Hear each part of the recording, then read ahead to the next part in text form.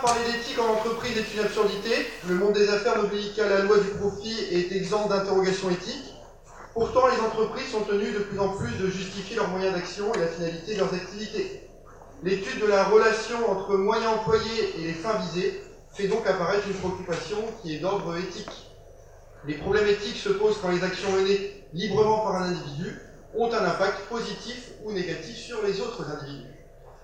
Ils apparaissent donc dès qu'il y a un engagement à prendre, un choix à faire ou une responsabilité à assumer. Dès lors, vous, futur manager d'entreprise, vous serez confronté à des dilemmes d'ordre éthique. Voici donc un thème d'actualité qui nous intéresse tous, que nous avons décidé de traiter à l'occasion de cette dernière conférence du parcours manager responsable du premier semestre. Donc le titre qu'on a défini avec Christian Durand qui sera intervenant de cette conférence est Éthique, pouvoir et dynamique d'entreprise, quel comportement pour le manager? Donc pour répondre à cette question, nous avons l'honneur d'accueillir Christian Durand, qui est docteur de l'Université de la Sorbonne en sciences du langage. Donc tu es l'auteur d'une thèse sur les techniques de persuasion que tu as soutenue en 1990. Donc tu as enseigné cette spécialité-là depuis les années 80 jusqu'à la fin des années 90 dans plusieurs universités. Et ensuite tu as commencé parallèlement en fait tes activités de consulting, donc à la demande de cadres et de dirigeants européens, américains, puis ensuite tu as travaillé avec des pays d'Afrique francophone, au Moyen-Orient et aussi en Asie. Donc tu diriges actuellement le cabinet Organon Consulting que tu as fondé. Donc tu travailles avec des entreprises implantées en France à l'amélioration de la vie sociale des entreprises et à la prévention des risques psychosociaux. Et donc parallèlement tu enseignes toujours le management et la communication en master, notamment à l'université de Caen. Donc avant de débuter la conférence, comme pour toutes les conférences qu'il y a eu au premier semestre, l'utilisation des téléphones portables, appareils électroniques en tout genre, y compris tablettes et ordinateurs, est strictement interdite. Donc on sort le bon stylo et la feuille. Par ailleurs, je vous rappelle qu'à la fin de la conférence, vous devez badger, et donc il y a 2 badges qui sont situés à la sortie, avec votre carte d'étudiant. Sortez bien la carte d'étudiant de votre portefeuille pour éviter que le terminal de badgeage ne scanne deux cartes qui seraient identifiées pareil. Donc sortez bien votre carte d'étudiant et badgez à la fin. Je vous rappelle que c'est uniquement la carte d'étudiant qui fait foi de présence à cette conférence. Enfin, à la fin de la conférence, on va organiser un tirage au sort pour les étudiants qui souhaitent éventuellement dîner avec l'intervenant et moi-même, donc au restaurant, donc vous serez invités. Donc pour ceux qui sont intéressés, eh bien, Amandine Bott passera dans les rangs, on mettra vos cartes d'étudiants dans une boîte et puis on fera un tirage au sort à la fin de cette conférence. Eh bien, je vous souhaite une excellente conférence. Je vous rappelle aussi qu'à la fin, il y aura des plaquettes disponibles sur le cabinet d'expertise que Christian Durand dirige. Et donc, vous pourrez aussi voir plus précisément en quoi consistent ces missions de consulting. Je vous souhaite une excellente conférence.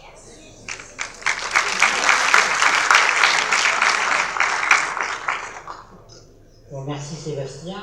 Quand tu m'as demandé de réfléchir sur ce sujet, je me suis posé plein de questions, parce que c'est un sujet difficile. Ton introduction m'éclaire un peu, je vais la faire parce que, dans la mesure où tu as posé le problème de manière assez globale, et en fait tu as utilisé le mot éthique comme équivalent du mot moral.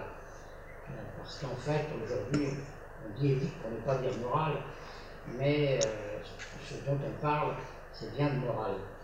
Alors il y a André Comte-Sponville, avec qui j'ai travaillé un peu dans certaines commissions, à l'APM, Association pour le progrès du management, qui a écrit il y a 5-6 ans, je crois, un bouquin dont la thèse est que l'entreprise est amorale.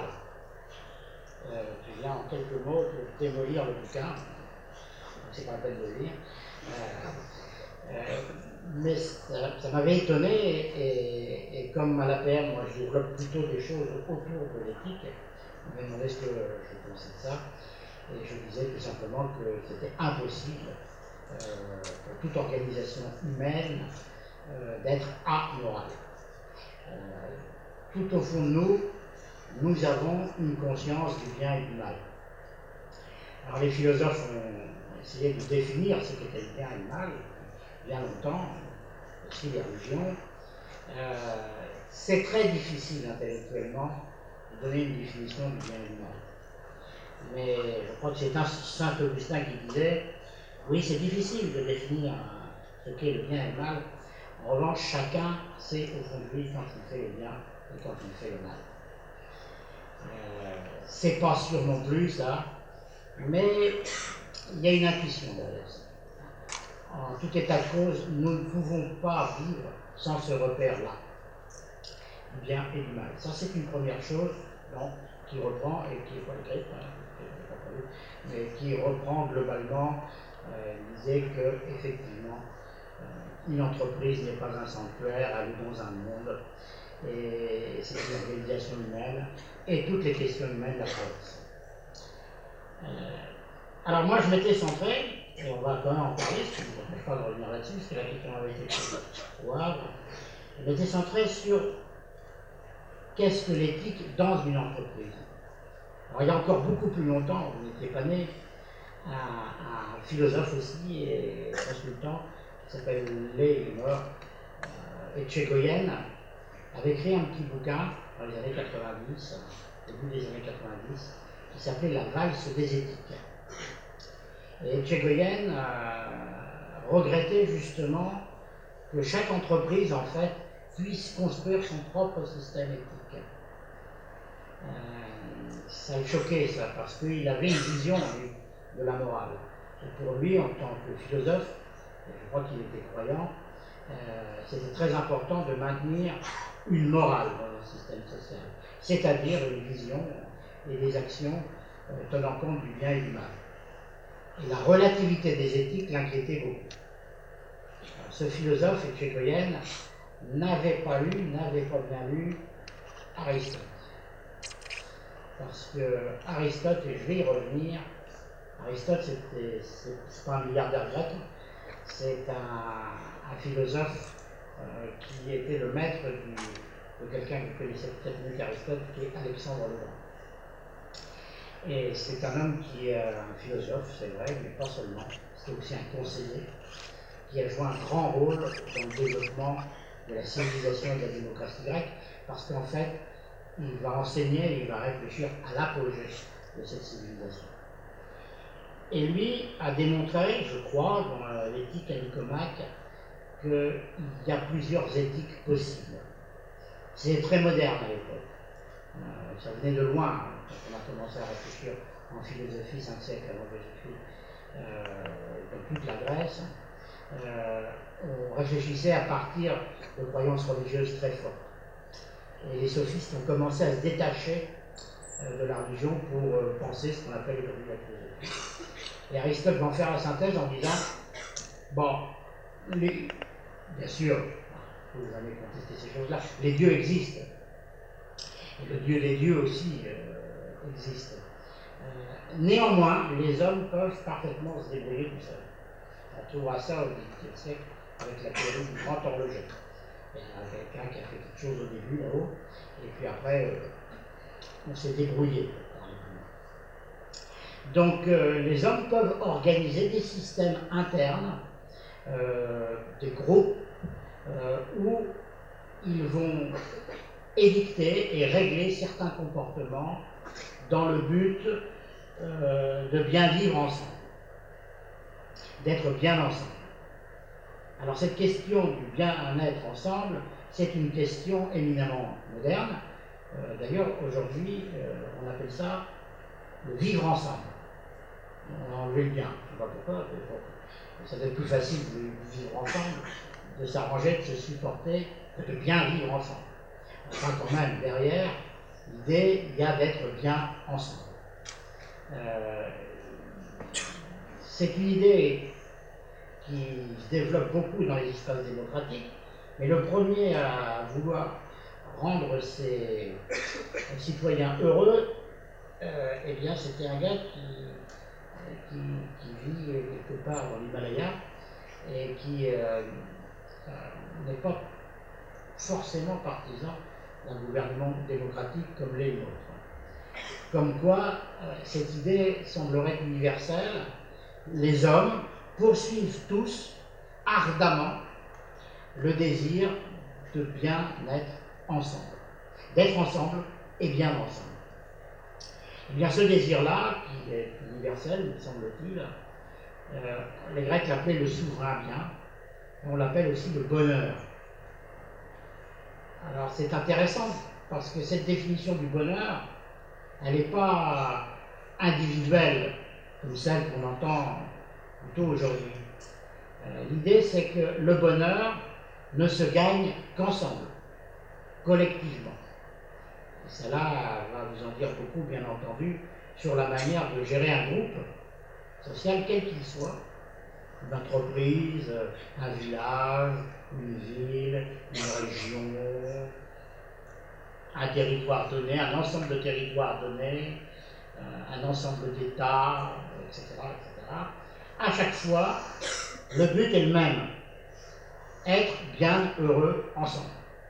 Enfin, bien heureux, on va dire être bien heureux ensemble. Donc ce bonheur-là, vous le cherchez tous, à la fois sur le plan individuel, mais c'est pas vivons heureux, vivons cachés, hein. C'est exactement le contraire. Vivons heureux parce que l'homme est un animal grégaire, il ne peut pas vivre seul. Hein, vous le savez, quand on a découvert des enfants sauvages, généralement ils n'ont pas vécu longtemps, on a trouvé ce qu'on a trouvé, peut-être d'autres étaient morts encore plus jeunes. Et un roman célèbre a d'ailleurs parlé de cette question, hein, c'est Robinson Crusoe. Vous savez que Robinson Crusoe fait l'expérience de la solitude absolue, parce qu'il est naufragé sur une île, et que s'il survit, c'est parce qu'à un moment donné, il fait groupe avec un cannibale du nom de Vendredi, qui va lui permettre justement cette sociabilité qui nous permet de vivre. Et il va essayer, donc avec Robinson, avec Vendredi, de faire une communauté heureuse.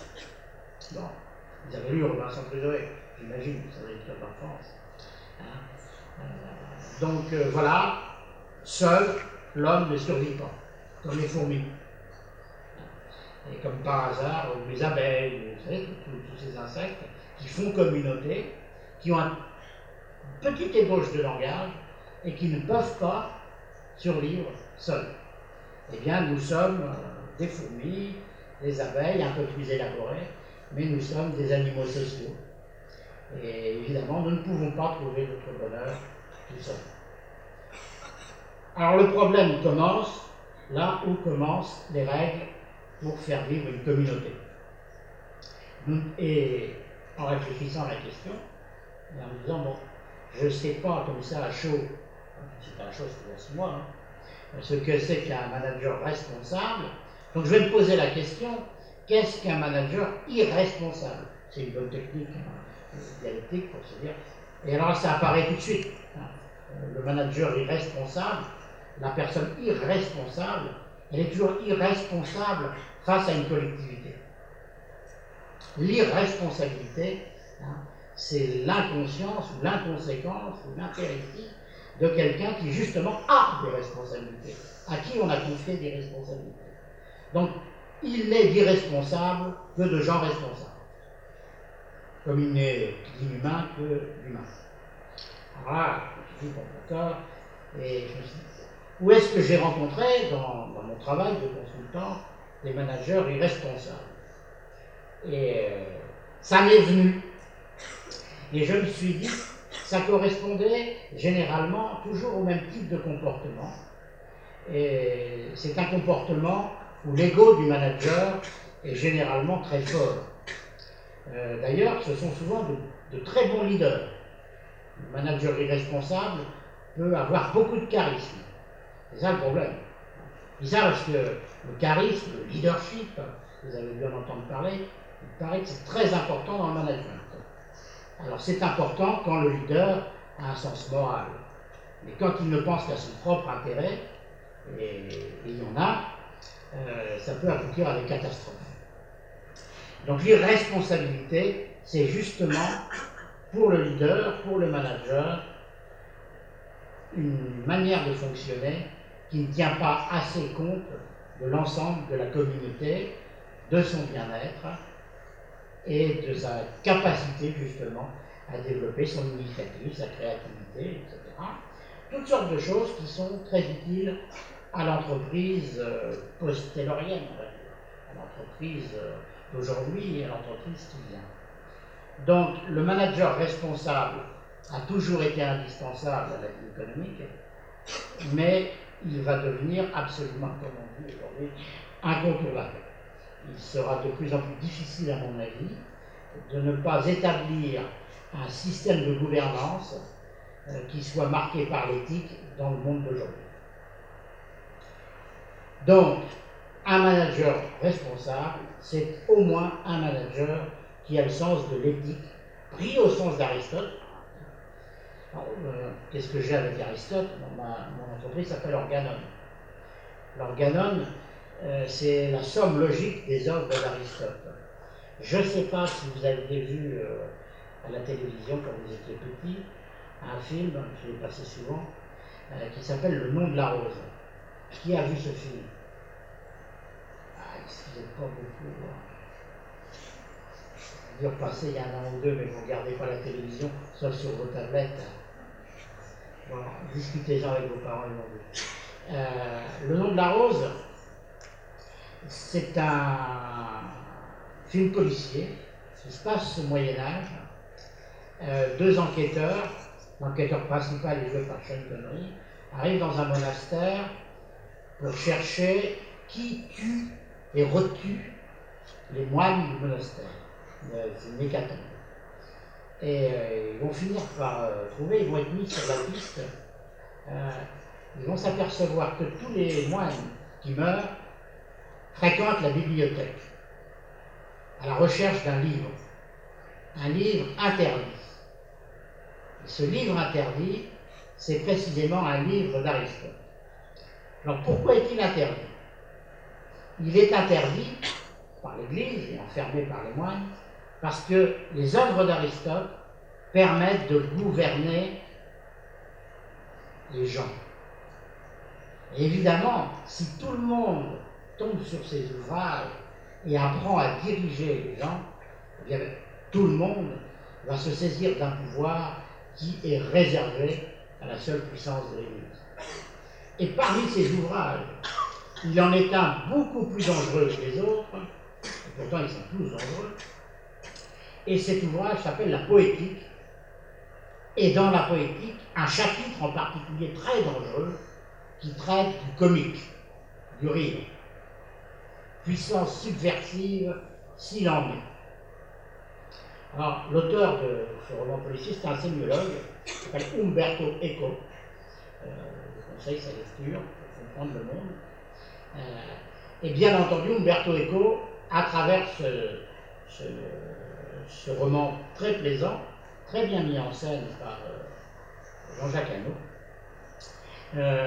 nous dit que effectivement la liberté suprême, là où l'individu est irréductiblement individuel, c'est dans sa capacité à rire. Alors, Pouchkine appelle ça aussi la liberté secrète. Nous avons tous en nous une forme d'être qui nous appartient, purement individuelle, absolument inattaquable, qui est nous, à laquelle nous n'aurons probablement jamais accès, et que nous sentons en nous, et qui garantit notre liberté individuelle. Donc vous inquiétez pas. Disait Aristote, vous voyez le nom de la rose, je le cherche très bien, et vous allez comprendre de quoi il s'agit. Mais par ailleurs, nous ne pouvons pas vivre seuls.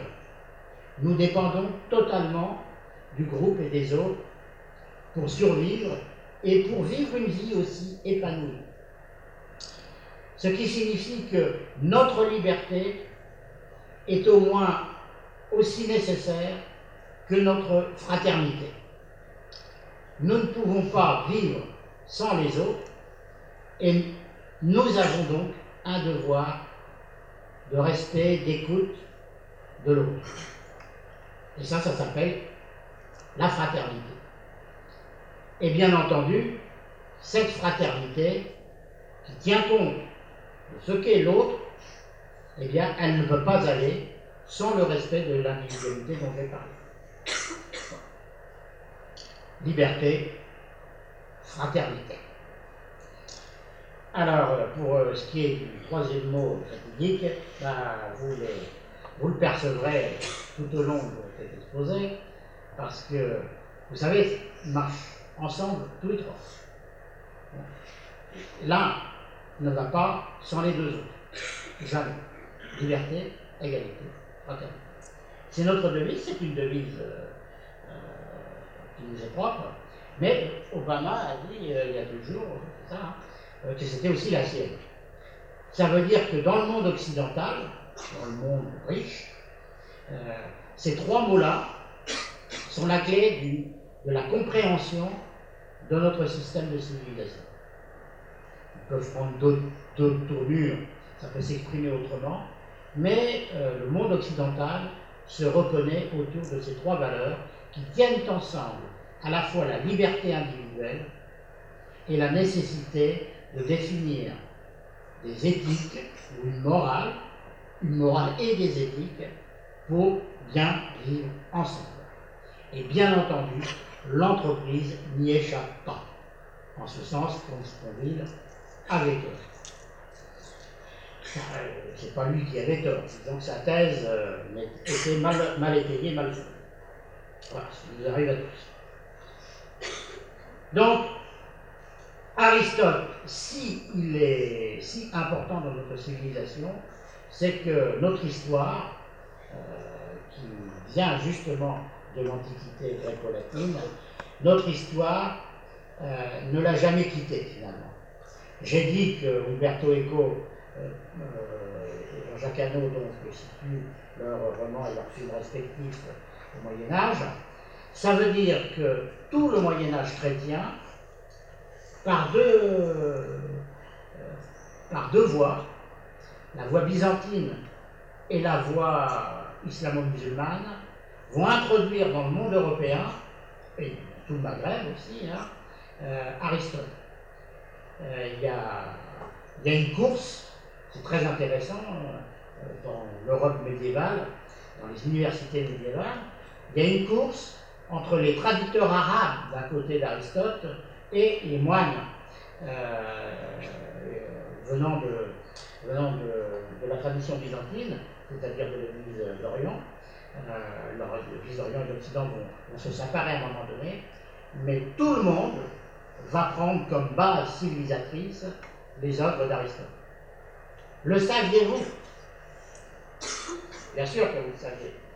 C'est ce qui fait votre substance, l'ensemble de vos croyances, l'ensemble de vos institutions. Vous êtes tous déterminés par le génie de l'œuvre aristotélicienne. Intéressant. Hein? Et donc, si vous n'avez pas lu Aristote, vous êtes perdus, mes pauvres amis. Vous ne pouvez pas vous repérer dans le monde.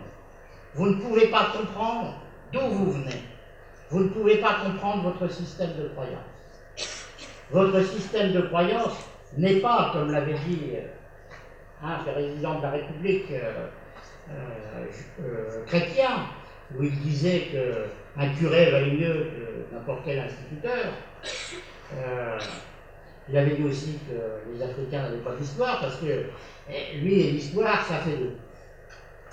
Et un jour, comment s'appelle-t-il, Benoît XVI est venu à l'Élysée, et sachant pertinemment que M. Sarkozy voulait utiliser la religion comme vecteur de valeur et de cohésion et de cohérence sociale, et Benoît XVI, qui a beaucoup d'humour, ça ne se voit pas comme ça, mais beaucoup d'humour, et a commencé son discours par « Il faut rendre à César ce qui est à César ». Et la citation était très importante, d'abord parce que, bon, c'est bien connu, c'est pas l'évangile. Ça veut dire que si ce qui est à César doit être rendu à César, les affaires de l'Église ne sont pas dans la politique. Les affaires de l'Église sont dans la foi. Et il a développé son discours en disant qu'effectivement, l'Église, pour perdurer, devait se recentrer sur le message évangélique et sur la foi. Et que ça n'avait rien à voir avec la politique, et que la religion ne pouvait pas servir de caution à la gestion politique. La preuve en est, avait-il dit, c'est que le rôle de l'Église, et ça j'avais adoré, ça m'a fait beaucoup rire, on ce qu'on peut, la preuve en est, c'est que l'Église a transmis le modèle gréco-latin. C'est pas mal, hein?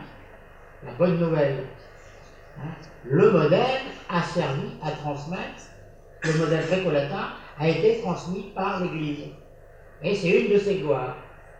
C'est-à-dire que d'un côté, l'Église a su transmettre un système d'organisation sociale et politique qu'elle révérait, et en même temps, le cœur de son travail, c'était la foi. Mais évidemment, le Christ n'avait pas d'église, il n'a jamais prétendu en construire une. Vous savez, cette fameuse phrase de la Vulgate, hein, que vous connaissez tous, tu es pierre et sur cette pierre, est fausse. C'est une traduction déformée pour justifier simplement le pouvoir temporel de l'Église. Le pouvoir temporel qui était décidé d'un commun accord avec le pouvoir latin, qui commençait à avoir des problèmes. Les religions étaient plus ou moins remises en cause. Et un grand empereur s'est dit, pour tenir les gens ensemble, il n'y a que la foi. Et donc il s'est tourné vers ceux qui avaient la foi la plus forte, parce qu'il n'y avait pas les chrétiens de l'époque, ils étaient capables pour la garder, de se faire bouffer par des lions, de se faire couper en morceaux, brûler, etc. Hein, c'est martyrs. Il s'est dit, ces gars-là, quand ils croient à quelque chose, ils vont jusqu'au bout. Donc là est née l'utilisation de la foi dans l'ordre du politique. Ça a une certaine efficacité, mais c'est là pour le coup très très loin du modèle qui a fini par triompher en Occident. Le modèle qui a triomphé en Occident, c'est le modèle d'origine, c'est le modèle gréco-latin et son système démocratique. Et on est resté là-dedans. Même l'Église a travaillé pour le maintenir. C'est ce que dit Benoît XVI. Donc, écoutez bien hein, les déclarations des uns des autres, parce que quand j'ai entendu Benoît XVI, je me suis dit qu'il n'allait pas faire long feu, et que celui qui allait lui succéder allait sans doute recentrer le message de cohésion de l'Église autour de la foi, et moins autour de la politique. Voilà. Je ne sais pas si, à vous de juger, si François, jésuite, un malin, qui se fait appeler François, évidemment c'est une référence à François d'Assise, est l'homme de la situation, mais en tout cas, il y ressemble. Alors, il faut savoir aussi une chose, le Vatican, qui est bien organisé sur le plan temporel, a les meilleurs services secrets du monde, probablement meilleurs que le Mossad, parce qu'il y a des prêtres partout, il y a des oreilles partout, il y a des gens qui se confessent partout. Donc, ils sont très forts pour prédire l'avenir, pas pour des raisons mystiques, mais parce qu'ils ont un service de renseignement hyper performant. C'est pour ça qu'ils avaient prévu avant tout le monde, même avant Emmanuel Todd, sociologue devenu fou après, ils avaient prévu la chute de l'Empire soviétique. Ils avaient glissé Wojtyła, c'est-à-dire Jean-Paul Ier, non, Jean-Paul II. Jean-Paul Ier, il a eu un accident, comme on dit dans le travail. Il est mort prématuré. Donc après, on a eu Bon, hein, qui est resté longtemps, c'était à l'épreuve des balles, et qui a joué un rôle important dans ce qui triomphe aujourd'hui, ne nous méprenons pas, c'est-à-dire l'esprit, pour faire vite, libéral, qui gagne le monde entier. Il y a quelques soubresauts de la bête, hein, mais globalement, nous sommes sur cette lancée. L'éthique libérale, c'est une éthique démocratique, relativiste, osons le mot, et qui est censée permettre aux gens de s'organiser comme ils veulent et de travailler essentiellement à un bien-être qui est avant tout matériel. Et c'est une bonne chose, parce que le bien-être matériel n'est pas partagé de manière égale et équitable sur la planète. Donc ce qui compte, me semble-t-il, c'est de développer matériellement d'abord l'ensemble de la planète. D'abord, l'économie stupide, Clinton. Quand Clinton a été dire ça en 1998 au dirigeant du Ghana, M.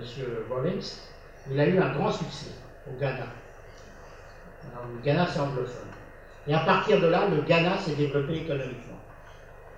Et Rawlings, pour montrer que ce n'était pas incompatible avec les libertés, a organisé une des rares et des premières élections vraiment transparentes et démocratiques. Et il a perdu. Il a été remplacé par plus fort. Voilà, c'était. Bon, ils sont restés un petit peu là, ils sont revenus. Mais le Ghana est un pays très intéressant de ce point de vue-là, parce que par rapport aux pays en développement, ils ont mis en avant le développement économique, et puis ça se développe le Ghana, mais sans négliger pour plus tard l'espoir d'une organisation où les gens seraient peut-être plus heureux ensemble, c'est-à-dire une organisation où il y aurait plus d'équité, de justice, etc. Alors que dit Aristote? Parce que j'en parle, vous êtes impatient, vous voulez savoir où est-ce qu'il a écrit toutes ces choses fondamentales pour l'avenir de l'humanité et de la planète. Il a écrit ça dans un livre qui s'appelle L'éthique à Nicomaque. Je vous recommande sa lecture, où il explique ce que je suis en train de vous dire, à savoir que pour vivre heureux, il faut vivre bien ensemble et se donner des règles pour vivre ensemble. Évidemment, à partir du moment où on se donne, où un groupe se donne des règles, il est déjà dans une forme de démocratie. Bien entendu, si on en parle tous ensemble, eh bien la volonté du plus fort ne peut pas fonctionner. Donc se donner des règles, c'est se donner des lois. Et comme vous le savez, la naissance des lois et de la justice, c'est précisément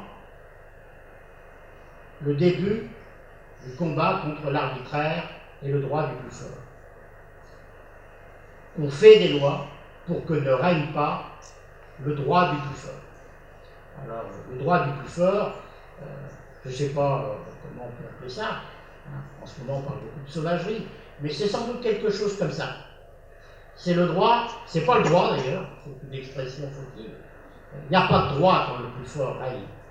Quand le plus fort règne, seul règne la force et la terreur. Et une forme, bien entendu, d'égocentrisme de la part du despote. Donc partout où vous avez des leaders trop forts, trop puissants, vous aurez le règne de la force. Et vous n'aurez pas celui du droit. Et si vous n'avez pas celui du droit, vous aurez des populations soumises ou des salariés soumis. Or, on sait aujourd'hui qu'un salarié soumis, eh bien, ce n'est pas une richesse pour l'entreprise. Ce qui est une richesse pour l'entreprise, c'est un salarié, comme on dit, proactif, force de proposition, créatif, disponible, heureux, comme on me dit dans les endroits où ça devient difficile, heureux de pousser la porte de son entreprise le matin. Parce que vous savez, quand ça va mal dans une entreprise, les gens vous disent toujours, hein, quand ils sont mal, « Ah, c'est l'angoisse quand je pousse la porte de l'entreprise le matin. Il faut que je m'arrête, que je fume une cigarette dans ma voiture, etc. » Les gens malheureux au travail, maltraités, eh bien, rentrent au travail à reculons. Comment voulez-vous qu'ils travaillent bien dans ces conditions? Donc pour qu'ils travaillent bien, c'est comme les animaux un petit peu, il faut qu'ils soient bien. Une vache élevée dans son pré, qui mange de la bonne herbe, au lieu de manger d'autres vaches en farine, eh bien, elle est en bonne santé, elle a meilleur goût, et voilà, quand elle va au sacrifice, ce sera pour notre plus grand plaisir, parce qu'on va bien la manger, bien bonne. Vous savez, le filet de bœuf, un petit peu persillé, pour qu'il soit persillé comme ça, il faut qu'il court, il faut qu'il gambade et qu'il mange de la bonne herbe. Il y a même un paysan normand qui fait comme à Kobe, qui les masse avec du cidre. Enfin, Kobe, ils n'ont pas de cidre, ils ont de la bière. Hein? Donc vous imaginez masser vos vaches tous les jours hein, et bien ça va donner de la bonne vache, bonne à manger. Et le gars, il va fournir les meilleurs restaurants de Paris. Je suis sûr qu'Obama, il a mangé de la bonne vache massée tous les jours, etc. Donc pour avoir de bons animaux, bien goûteux, eh bien il faut qu'ils soient heureux. Alors ce qu'on fait pour les bêtes, on ne le ferait pas pour nous. Hein. Pour avoir des travailleurs, il faut peut-être pas les masser avec du cidre ou de la bière, hein, mais il faut les élever auprès, hein, c'est-à-dire il faut leur donner un espace de liberté. Les êtres vivants ont besoin de cet espace de liberté et ils ont besoin de se retrouver, comme les vaches, en troupeau. Tous les animaux grégaires doivent être élevés ensemble, pouvoir jouer ensemble, pouvoir gambader ensemble, pouvoir communiquer ensemble. C'est le cœur du vivant. Hein, nous sommes tous, hein, tous les êtres vivants sont des êtres de communication. Donc tous les êtres vivants qui ont un langage élaboré ont tous les moyens d'être heureux. Et parmi les êtres vivants qui ont un langage élaboré, nous avons le langage le plus élaboré de tous les êtres vivants. D'où notre supériorité sur la planète, que nous pouvons modeler pour y être bien tous ensemble. Avant, on était bien dans son village, à la limite dans sa région. La cité grecque, c'était une grande ville, c'est tout. Hein. Donc on s'organisait par petits pôles, ça a changé. On s'est organisé par pays, on s'est organisé par empire, on s'est organisé maintenant par grandes régions. Hein. Mais on est de plus en plus nombreux à devoir vivre ensemble. Donc à avoir des systèmes de gouvernance de plus en plus réglés par un ensemble de lois auxquelles nous adhérons tous. Donc la loi, les règles, c'est ça qui constitue le système éthique qui nous permet de vivre. Et ce système éthique, nous devons le connaître, nous devons y participer, nous devons y donner notre avis, c'est notre devoir, nous devons donner notre avis sur ce système et nous devons veiller à son développement. C'est ça qui garantit pour nous tous le souverain bien. Le souverain bien, c'est un synonyme de bonheur pour les philosophes. Les philosophes considèrent que la chose la plus importante, le souverain bien, pour les êtres humains, c'est le bonheur. Alors ça doit sonner dans vos oreilles comme un concept économique maintenant. Oui? Ça vous rappelle quelque chose?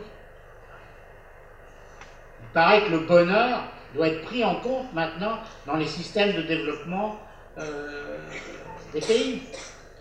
Hein, que le PIB, ça n'est pas une donnée suffisante. Je ne sais pas qui a raconté ça. Donc, c'est un gars qui a des chevaux en Normandie déjà. C'est Lagacan.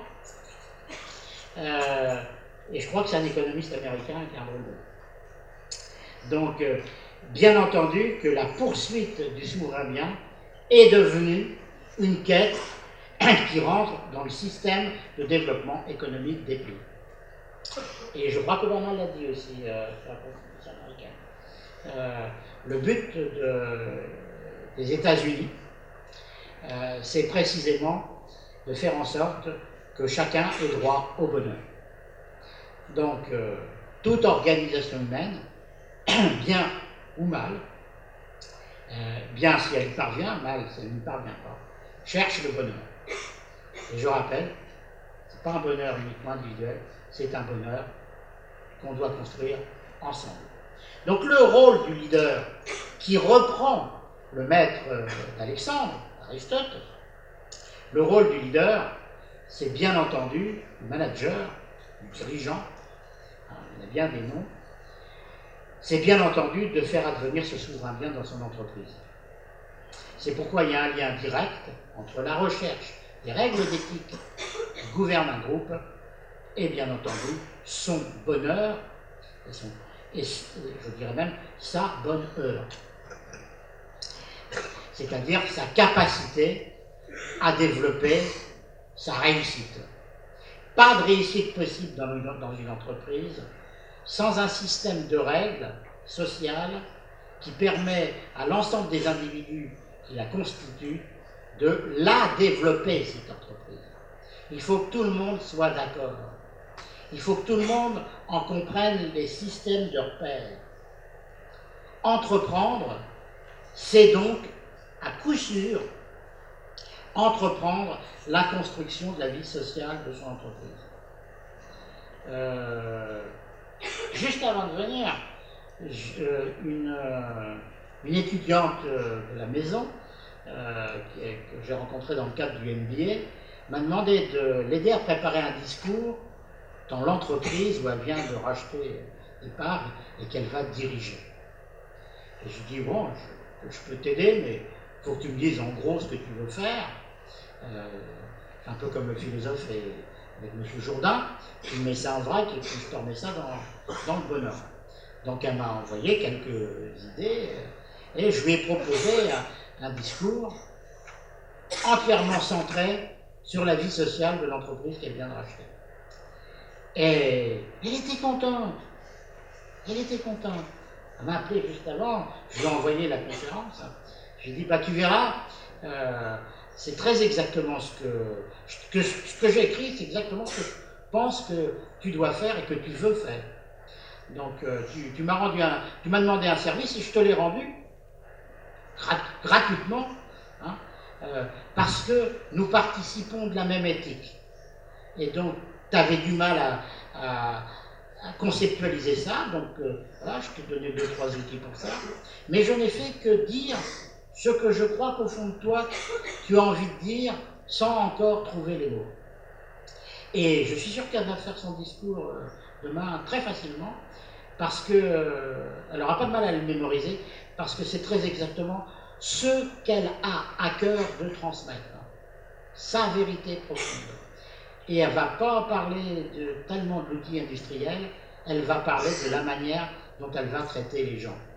Et je ne sais pas pourquoi, mais je suis sûr qu'ils vont être plus sensibles à ça qu'à n'importe quel discours de développement sur les clients, sur les marchés à conquérir, sur l'exportation, etc., etc.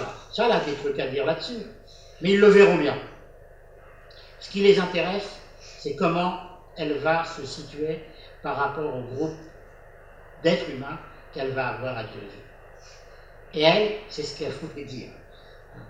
Donc, un jour, peut-être, vous dirigerez une entreprise, soit au sein d'un groupe, soit votre propre entreprise. Pensez à ça. Pensez à ce que vous voulez faire avec les hommes. Je vous dis ça parce que George Bush, il y a toujours des références de gens très fins intellectuellement, a dit un jour aux Américains que les Français n'avaient pas de mot pour entrepreneur. The problem with the French is they have no word for entrepreneur. Voilà. Ça a bien fait rire ses conseillers, parce ils avaient beau essayer de le conseiller beaucoup, c'était George Bush, quoi, c'était assez incontrôlable. Je dis il était, parce que heureusement il n'est plus président des États-Unis. Alors, ce que ne savait pas George Bush, mais que vous savez, c'est que le mot entrepreneur est français, bien entendu. C'est pourquoi ces conseillers ont bien ri. Et les Français qui ont vu ça sur Fox News, pour ma part, ont bien rigolé. Vous savez, les Fox News, ils sont sympas, d'ailleurs, ils ont vachement d'humour. C'est des républicains. Mais ils avaient passé ça parce que vraiment c'était trop drôle. Donc le mot entrepreneur est bien français. Dans l'esprit français, l'esprit d'entreprise, ça compte. Et puis il y a un autre mot qui est bien français. D'ailleurs, c'est pour ça que votre école est une école bien française, parce que c'est une école de management. Pas de management. Hein, c'est une école de management. Parce que le mot management est un mot français, qui vient d'un autre mot que vous connaissez bien, qui est ménagement. On trouve, dès le XVIIe siècle, on trouve chez Montaigne. Et que signifie ménagement en français? Mais figurez-vous que ça veut dire organiser, gérer, ranger, évidemment, nettoyer, balayer. Donc vous êtes bien dans une école française de ménagement. Alors amusez-vous par une clé sur Word à remplacer management par ménagement et voyez si ça fait sens. Vous serez surpris. Et comme on est en train de lancer, bon, ça vient toujours des États-Unis les idées modernes, hein, parce que nous n'avons pas de mot pour moderne. Une nouvelle manière de penser l'entreprise et la société autour de la notion de care. En anglais, ça veut dire quoi, ça? Comment? Allez-y, vous, en orange. Prendre soin. Voilà. Donc, ménager, c'est bien exactement ce que ça veut dire. Hein, qui veut voyager loin, ménage son bœuf, comme je disais tout à l'heure, enfin sa monture. Cheval, c'est plus le reste. Hein. Donc, la question du ménagement est au cœur, justement, de la productivité des masses salariales, comme disait Jean Marché. Si vous voulez que vos employés, vos salariés, vos collaborateurs, on ne sait plus comment dire, hein, quand on change d'entreprise, généralement, ça change de dénomination. Enfin, des gens au travail, quoi. Si vous voulez qu'ils travaillent, ménagez-les. Et ménagez-vous. Prenez soin de vous, soignez-vous, cultivez-vous, développez-vous, hein, développement personnel, tout ça, quoi. Ménagez-vous, faites-vous coacher, faites-vous materner par quelques psychologues, ça fait du bien, ça soulage, vous pleurez. Ah oui, il y en a des psychologues dans l'entreprise et dans la médecine du travail, ils sont de plus en plus intervenants. De temps en temps, ça soulage. Donc, prenez soin, si vous êtes manager, de vos salariés, et si vous êtes salarié, prenez soin de vous. Servez-vous du DIF. Demandez justement à être soutenu, demandez des formations. N'hésitez jamais, c'est là pour ça, et votre entreprise sera toujours heureuse de vous permettre de vous développer, espérant par là, par ce geste généreux, aussi vous garder. Ah, si vous partez, n'ayez pas de scrupules, parce qu'elle sait que vous pouvez partir. Et les entreprises les plus performantes dans leur système social laissent facilement partir leurs collaborateurs, y compris les meilleurs. Les dirigeants me disent ouais, vous allez faire un tour là-bas, ils reviendront. Ils sont aussi confiants dans leur modèle social. Et ce sont les entreprises, je ne veux pas les citer, je ne veux pas faire de publicité, mais ces entreprises-là, je vous garantis qu'elles sont assez puissantes. Et elles fonctionnent déjà depuis longtemps selon ce modèle. Donc il y a déjà des entreprises qui, depuis longtemps, fonctionnent sur le modèle du CARE, qui sont très, très à l'écoute de leur personnel, et qui pensent, comme ma vache dans le pré, que plus ils seront bien, mieux ils travailleront, et plus ils en demanderont. Donc, c'est moderne, vous en entendez parler, mais peut-être n'avez-vous pas encore assez réfléchi sur la puissance de développement qu'il y a derrière la construction d'un bien-être, d'une éthique dans l'organisation sociale d'une entreprise. Et pourtant, même les entreprises les plus dures avec leurs salariés éprouvent le besoin de mettre sur leur site internet qu'elles ont de bonnes pratiques RH. Et vous savez que les bonnes pratiques RH sont très proches de la morale.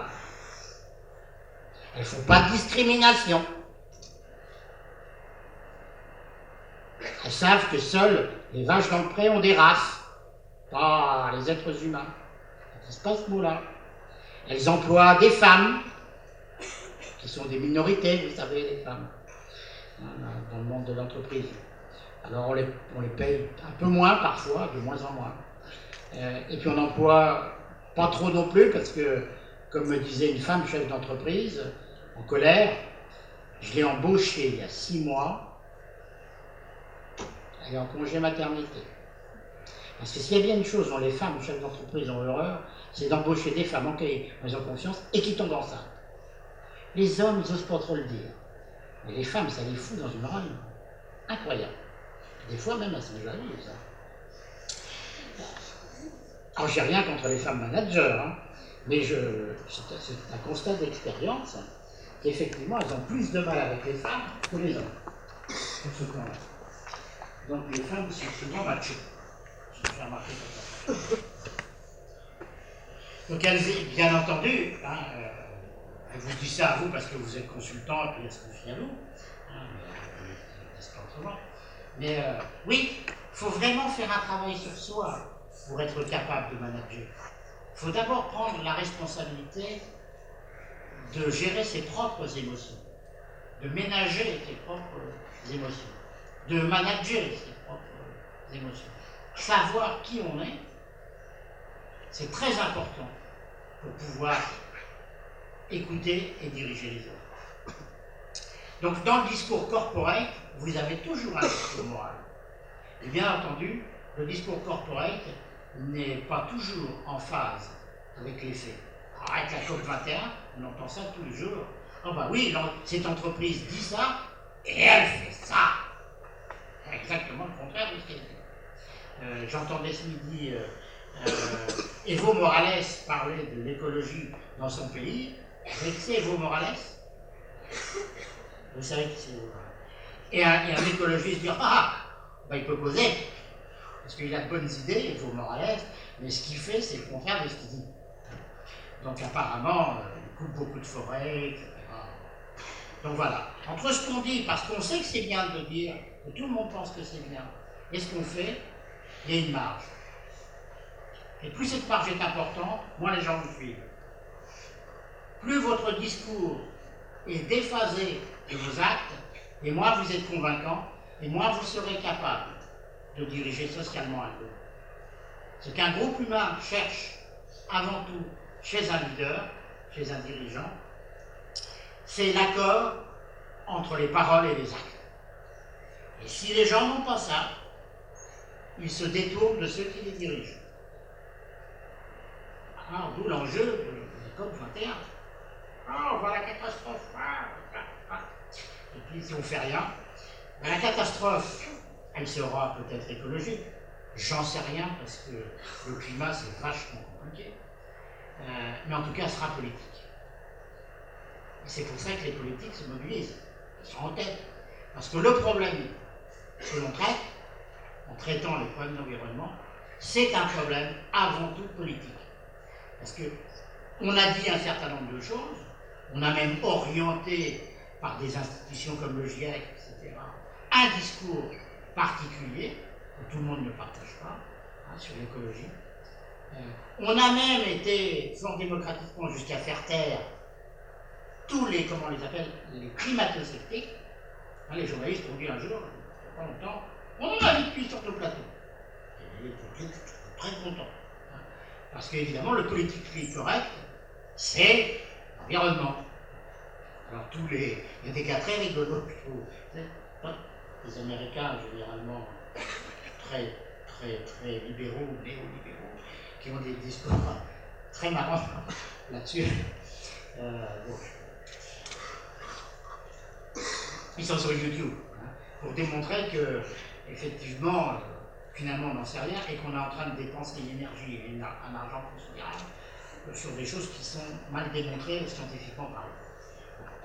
Et qu'il y a des gens qu'on ne peut pas soigner dans certains hôpitaux africains, par exemple, parce qu'ils n'ont pas pour des raisons écologiques, ils ont un système d'alimentation électrique solaire, et puis quand il pleut, et il pleut souvent en Afrique, ça ne marche pas, alors le gars il meurt.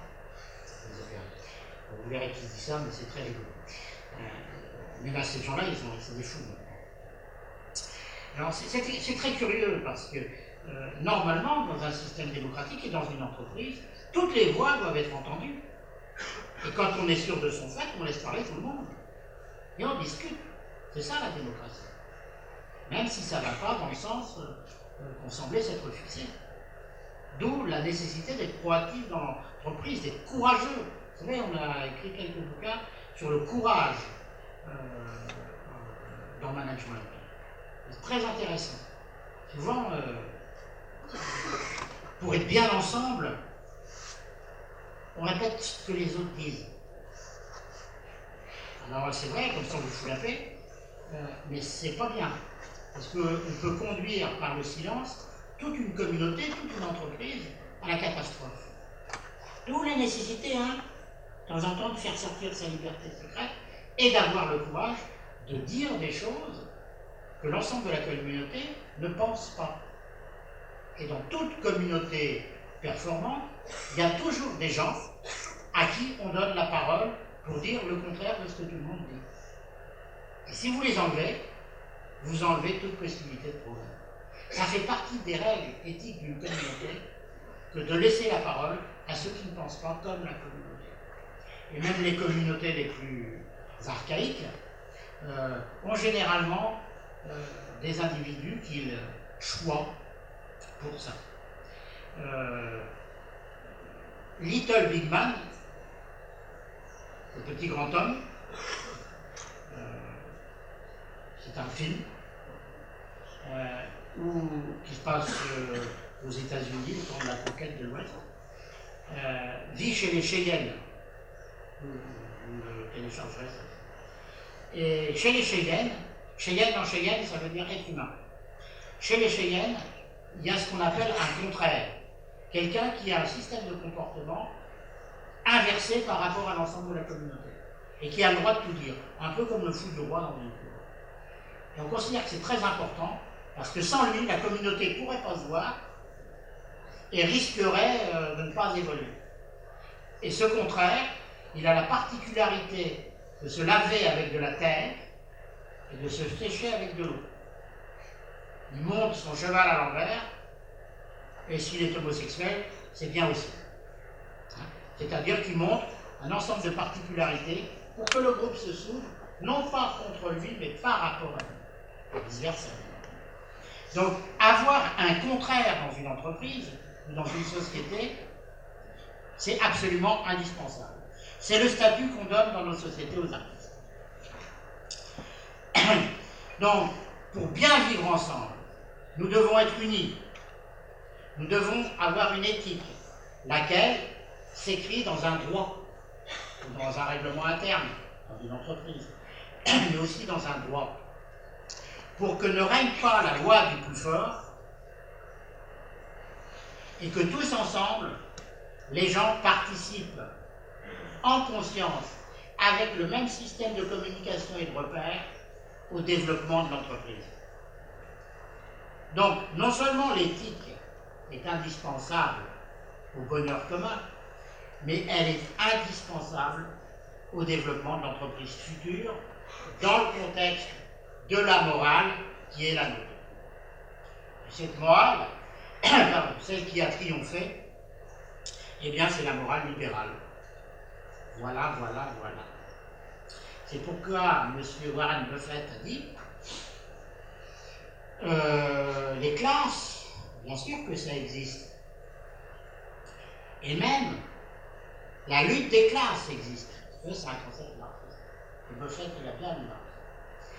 Il est d'accord sur beaucoup de choses d'ailleurs avec Marx. Et la preuve qu'il y a une lutte des classes, c'est qu'on l'a gagnée, dit-il le milliardaire. Donc voilà, c'est fini. Le mur de Berlin s'est effondré, et le modèle qui est proposé à l'humanité est un modèle, bon, c'est une notion, est un modèle libéral, qui allie à la fois un système de développement économique et de développement social. Voilà. Donc, il est en pleine interrogation, ce modèle, parce qu'avant, on avait les villas rouges de l'autre côté. C'était bien du temps de la guerre froide. On avait un contraire. Et maintenant que le mur est tombé et que le communisme ne reviendra plus, il va falloir penser, et il fallait y penser, à mon avis, dès la chute du mur, on s'est mis un peu tard, un modèle intégrant en son sein des contraires. Donc un modèle encore plus démocratique qu'il ne l'est, mais dans la lignée, bien entendu, de son histoire. Et comme c'est le seul viable, eh bien c'est le modèle qui va triompher. Donc je vous dis ça parce que le 13 novembre, j'étais un peu secoué, je crois, beaucoup. Et quand j'ai fait ma première conférence orale, j'étais un peu sous le coup de ce... Et je me suis dit qu'il fallait en parler, de ce dont je vous ai parlé, parce que ne faut pas désespérer, il faut regarder le monde rationnellement, historiquement, et voir ces grands mouvements. Alors ceux qui ont inventé ça, qui ont inventé l'histoire dans ces grands mouvements, l'étude de l'histoire de ces grands mouvements, sont par exemple Fernand Braudel. Lisez Fernand Braudel, parce qu'il s'est vraiment intéressé justement au développement des civilisations en même temps qu'au développement économique. Et on voit bien, quand on voit Fernand Braudel, le rapport entre l'histoire des civilisations et l'histoire de l'économie. Tout ça est lié. Parce que dans la recherche du bonheur collectif, du souverain bien, il y a d'abord la recherche du bien-être matériel. C'est pas un gros mot. Alors, pour que tout le monde se développe dans le monde, il faut d'abord que les gens se développent matériellement, qu'il y ait un progrès matériel. Et donc l'économie passe bien avant la démocratie, parce que ça ne peut se faire qu'ensemble. Et si on vise les idéaux démocratiques, il va falloir se taper toute l'histoire de la philosophie, et là on n'est pas arrivé. Tandis que si on veut avoir des toilettes dans la maison, ça c'est beaucoup plus simple. Ou un téléphone portable, ou des générateurs électriques qui marchent à l'énergie solaire, on peut le faire dès maintenant, tout de suite. J'ai un ami qui vend des conteneurs entiers de capteurs solaires dans les villages africains. Bon, il les vend pas cher parce qu'en plus il fait de la politique. Donc c'est pas pour gagner de l'argent. Il a à la fois un projet politique, il a un projet économique. Parce qu'il a dit à partir du moment où on amène l'énergie partout, on amène l'information partout, la radio partout, la télévision partout, les téléphones portables partout, et là, on donne des idées. C'est un gars avec qui on avait créé une radio au Ghana il y a longtemps, juste après l'an 2000, essentiellement axée sur la culture et l'économie. Alors, c'était une époque où ce truc-là ne semblait pas aller de soi. Et depuis, on avait travaillé avec des journalistes. Il y a une ONG qui s'appelle Hirondelle, qui en a créé quelques-unes. Je vous conseille d'aller voir Radio Tamani à Bamako, au Mali. Vous allez voir, c'est une radio qui est de très haute tenue, qui fonctionne très bien. Et ce genre de modèle, on en a un peu partout maintenant en Afrique. C'est très intéressant. Et c'est très intéressant, quand on voit les événements du monde, d'aller voir ce qu'on raconte sur ce type de... Vous pouvez aller sur Internet, vous pouvez assez filmer comme toutes les radios aujourd'hui, de voir ce qu'en pensent les Maliens, les Camerounais, les Sud-Africains ou les Ghanéens. Donc voilà. Et ce système d'information qui se diffuse, eh bien c'est aussi de l'économie, des emplois, etc. Donc le monde est en plein développement positif, en pleine conquête de liberté, en pleine conquête d'imagination d'entreprise, et il va vers le meilleur. Voilà ce que je voulais vous dire, et ça c'est bien. Et c'est bien parce que tout le monde veut le bien pour ses enfants, pour les générations futures, parce que non seulement nous sommes conscients en tant qu'animal grégaire que nous devons être heureux ici et maintenant, mais que nous appartenons à une espèce, allons dire une race d'ailleurs, il y en avait plus, la race humaine, à une espèce, l'espèce humaine, où il y a eu des gens avant nous pour nous donner tout ça, Dieu que c'est beau, hein, là le moment présent, et puis nous, on a continué à travailler pour vous, vos enfants, les enfants de vos enfants, et vous ferez pareil, parce que vous avez la conscience de faire partie d'un système de génération, de régénération, qui vous a fait naître, et vous ferez naître, et vous ferez développer. Donc vous avez une conscience qui est à la fois synchronique, là tous ensemble, on est là, on est heureux, tintin, et diachronique, historique.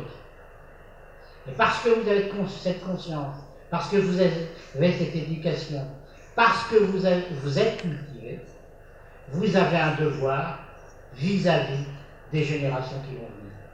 Et tout le boulot qu'on a fait, voilà, c'est des conneries, eh bien, vous allez le parfaire, mais vous irez dans le même sens. Et bien entendu, ces fous qui travaillent à massacrer, à la régression morale, à la superstition, etc., ils n'ont aucune chance. Aucune chance. De gagner au fin, dans la lutte. Nous en tirons quelques-uns, on fera cette partie. Mais vous, en travaillant, ce à quoi la force de l'humanité actuelle travaille, vous développerez des tas de belles choses à l'intérieur de vos entreprises, dans vos familles, dans vos régions, dans vos familles, dans votre pays, dans vos communautés de pays, partout. Et dans les prêts, parce que vous respecterez la vache qui vous nourrit. Et vous la nourrirez correctement. Voilà. Donc, il y a une partie sur la communication, mais c'est sans intérêt. Vous ne m'avez pas interrompu.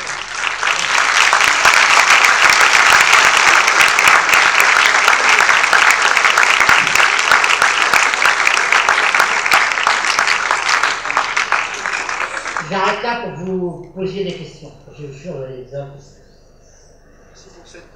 Merci pour cette brillante conférence.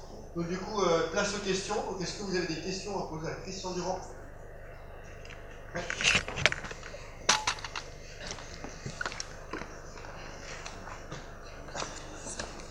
Je vais laisser un PDF qu'on vous donnera. Allez-y. Comment nous, les managers, dans un monde dans lequel le numérique aujourd'hui domine, ce que Aristote ne pouvait intégrer dans son discours, pouvons-nous respecter le travail autour de la donnée au sein d'une entreprise quand celle-ci touche aux libertés de l'individu et du bien vivre ensemble?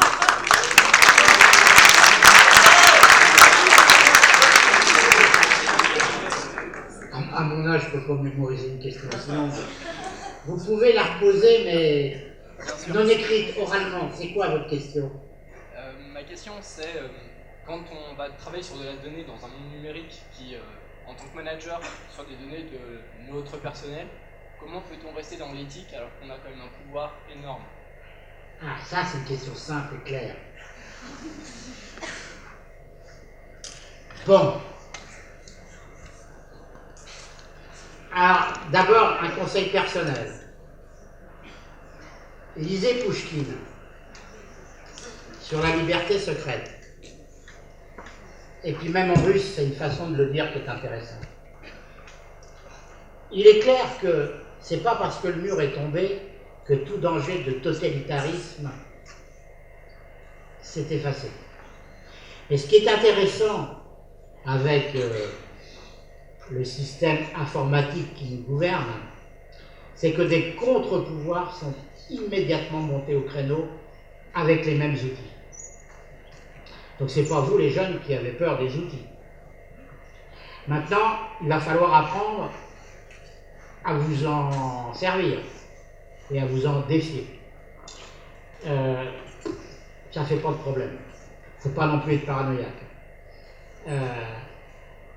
Avoir des données, avoir accès à des données sur les gens avec qui on travaille, c'est effectivement un grand pouvoir. Alors, 2 conseils que je donne à mes étudiants de M2 dans mon cours Stratégie de professionnalisation. Première chose, apprenez, ou pas, vous l'avez appris quand vous étiez petit, normalement ça doit faire partie de votre éducation, sachez tricher. Ben oui, bien sûr. Sachez dissimuler. Lisez cet auteur italien qui s'appelle Acetto, qui a écrit un ouvrage, pas facile à lire, mais tapez ça sur Google et vous trouverez tout de suite sur Amazon, de l'honnête dissimulation. Il n'est pas malhonnête d'être discret sur soi-même. À notre époque, c'est même un conseil obligé. Bien sûr que les gens de pouvoir vont quérir toutes les infos. On vous a averti, hein. Je suis sûr que même au lycée, vos professeurs disent attention à ce que tu mets sur Facebook. Ton DRH te le ressortira dans 10 ans. Donc, oui, attention à ce que vous mettez sur Facebook. Bon, moi, personnellement, je suis Facebooké, hein. Pas de problème. Mais celui qui va sur Facebook me voir, s'il me voit, je lui paye un coup. Parce que, bien entendu, il ne voit que ce que je veux bien montrer. Alors, effectivement, il y a un effet de réel. On croit que c'est moi. Mais moi, déjà, moi, je ne sais pas qui je suis. Donc, celui qui me le dira, il n'est pas né. Mais j'en sais assez pour savoir ce que je ne dois pas dire. Ce qui peut éventuellement être dangereux. Et en même temps, je suis assez libre, comme vous pouvez le constater, de mon être. Donc, on peut être libre de son être socialement, tout en gardant son intimité. Et l'intimité, elle ne se partage qu'avec les intimes. Dans votre vie, des intimes, vous n'en aurez pas beaucoup. Il y a même des êtres qui n'en ont jamais. Donc, si vous avez la chance d'avoir un ou une bonne amie intime, un conjoint ou une conjointe avec lequel vous êtes intime, quelque temps, car vous divorcerez, sauf à faire des mariages arrangés. Le mariage qui tienne le mieux, c'est un mariage arrangé. Mais si vous faites un mariage d'amour, pareil que ça dure 3 ans. Après c'est la galère pendant 10 ans, parce que si vous avez fait des enfants, il faut attendre qu'ils grandissent, qu'ils aient fini leur études. Donc sur votre... Et ça, c'est public. Le divorce, c'est public. Vos différentes vies sont publiques. Donc les données auxquelles auront accès vos employeurs, vous avez possibilité de les contrôler dès maintenant. Donc ne vous inquiétez pas, ils n'auront... Ah, évidemment, si vous faites des choses mal, et que ça se sait sur Facebook, sur Twitter, Instagram, avec les pieds des polygrammes, bon, c'est dangereux. Mais nous entrons dans une société ouverte. Vous savez, les ethnologues distinguent les sociétés ouvertes et les sociétés fermées. Les sociétés ouvertes, c'est comme les sociétés protestantes. Chez les protestants, il n'y a pas un curé qui vous dit comment faire et qui vous confesse et tout ça. Il n'y a pas de secret. Tout est ouvert. Vous savez, quand vous vous promenez à Amsterdam, il n'y a pas de rideau aux fenêtres. Les calvinistes sont comme ça, ils ont des rideaux intérieurs. Donc, celui qui est fautif, c'est celui qui regarde par la fenêtre. Vous savez, les Rastaquouères du Sud, là, les Italiens, les Espagnols, les Grecs, ceux qui passent leur temps à manger, à dormir. Alors que nous, à la Hollande, nous travaillons beaucoup. Dans les sociétés ouvertes, tout le monde se surveille. Et bien, les gens apprennent à se cacher quand même. Donc, voilà. Donc, si on compare la société moderne informatisée à une société ouverte, société protestante, il n'y a pas que les sociétés protestantes qui sont ouvertes. Mais les catholiques, c'est plus fermé. Hein. C'est pour ça que les catholiques, ils ont le droit de faire des bêtises. Après, ils vont se confesser, relever du pater, et hop, ils recommencent. Tandis que les protestants, quand ils font des bêtises, ils ont une conscience coupable très forte. Donc ils en font moins. Alors peut-être que devenant tous plus ou moins protestants, nous ferons moins de bêtises. C'est pas mal. Ça répond à votre question, jeune homme? Quelle est la partie que j'ai pas répondu?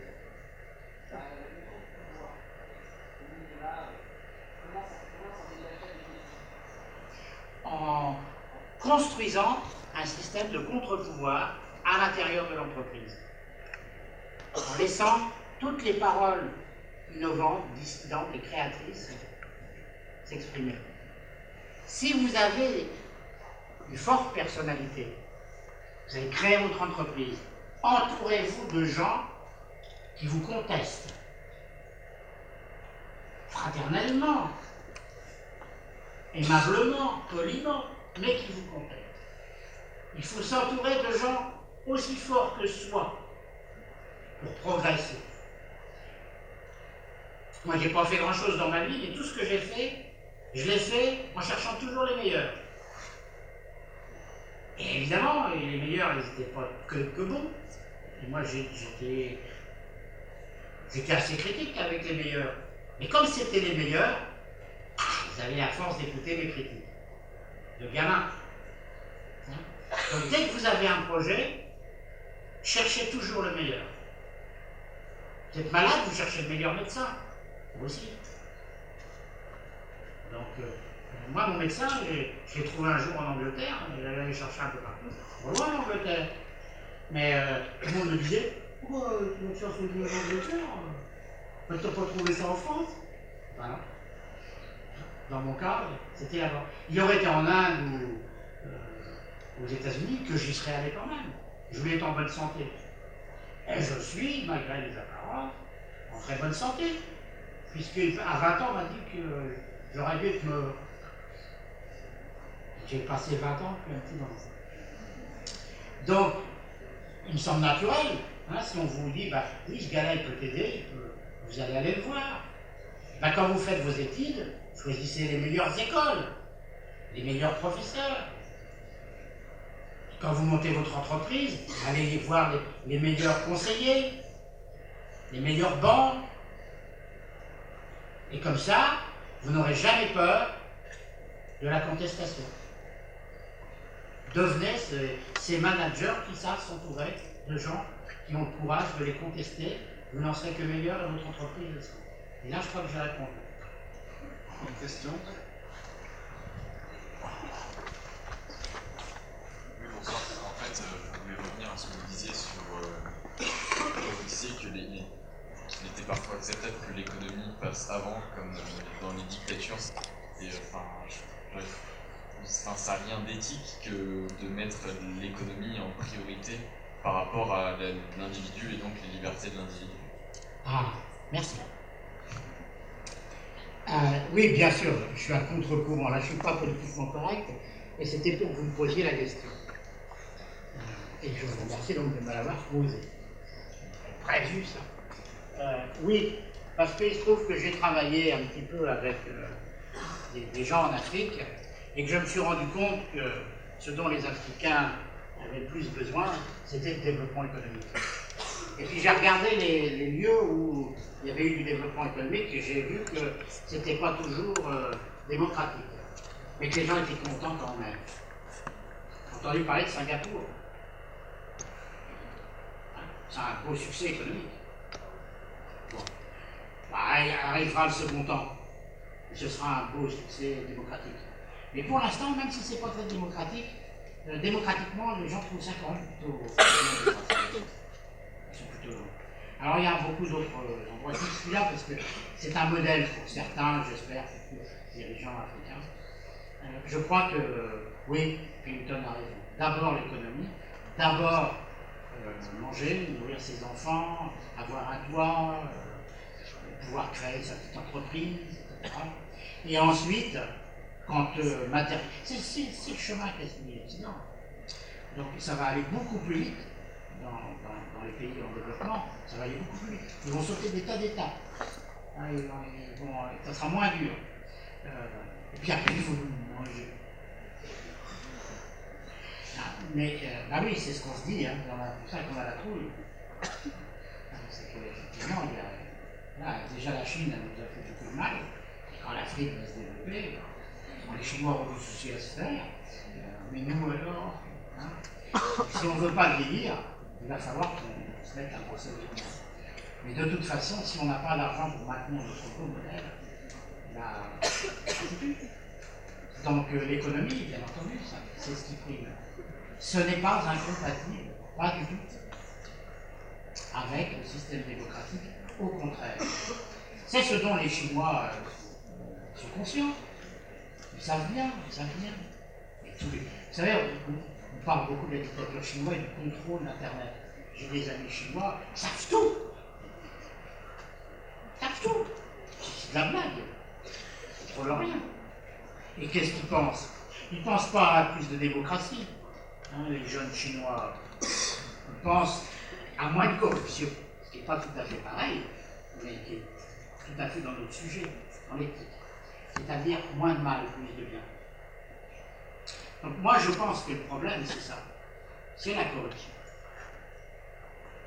C'est pour ça que je dis que, sortie du contexte interne de l'entreprise, l'entreprise doit être citoyenne et doit être morale. Contrairement à ce que pense qu'on veut. Elle ne peut pas être amorale. Elle ne peut pas être sans éthique à l'intérieur. Elle ne peut pas être amorale face au monde. C'est pour ça qu'elle dit qu'elle est morale. Même si elle n'est pas. Elle a quand même l'obligation de le dire. Donc elle a bien une conscience morale. Et c'est bien quand elle fait du mal. Ça, c'est bien. Du coup, merci. C'est sur ces mots que se termine la conférence.